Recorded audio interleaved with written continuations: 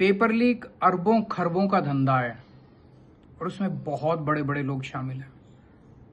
ये paper leak बंद क्यों नहीं हो रहा? हर 2 साल में 3 साल में पेपर लीक हो रहे हैं, क्यों?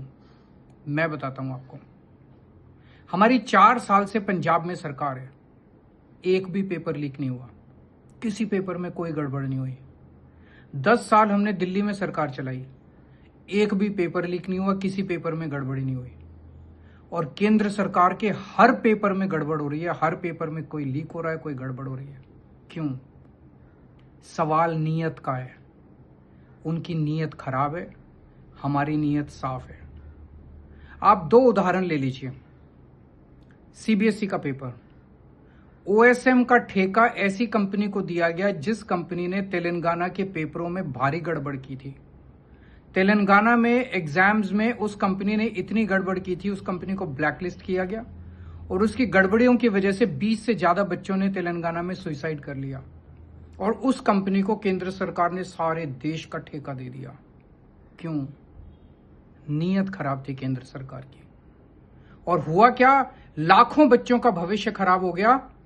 अभी तक उस कंपनी के खिलाफ कोई एक्शन नहीं हुआ, कोई एफआईआर नहीं हुई, कोई गिरफ्तार नहीं हुआ। एक कमेटी बना दी, बस कमेटी अपना काम करती रहेगी। सीबीएसई के चेयरमैन को हटा के उसको एग्रीकल्चरल सेक्रेटरी बना दिया, बस, और किसी के खिलाफ कोई कार्रवाई नहीं हुई। इसका मतलब सारे घोटाले पे पर्दा डाला जा रहा है, घोटालेबाजों को बचाने की कोशिश की जा रही है। क्यों? अगली साल भी इनको पेपर लीक करना है, अगली साल भी इनको ओएसएम में धांधली करनी है।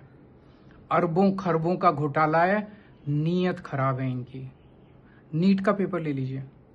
नीट के पेपर में आपने भी अखबार में पढ़ा होगा, मैंने भी पढ़ा है, कह रहे हैं कि पेपर सेटिंग की स्टेज पे पेपर लीक हुआ और उसका समाधान क्या निकाल रहे हैं कि पेपरों की ट्रांसपोर्टेशन अब एयरफोर्स के जहाजों द्वारा की जाएगी।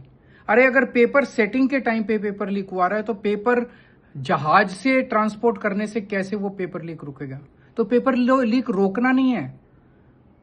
सारे घोटाले पे पर्दा डाला जा रहा है, घोटालेबाजों को बचाया जा रहा है, क्योंकि अगली साल फिर से पेपर लीक करने हैं, अगली साल फिर से अरबों खरबों रुपए कमाने हैं। ये बहुत बड़ा धंधा है, बहुत बड़े बड़े लोग शामिल हैं।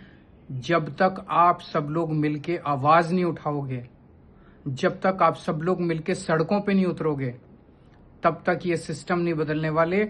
आपको सबको मिलके आवाज उठा के सरकार को मजबूर करना पड़ेगा कि सरकार इस पूरे सिस्टम को ठीक करे, नहीं तो नहीं होने वाला।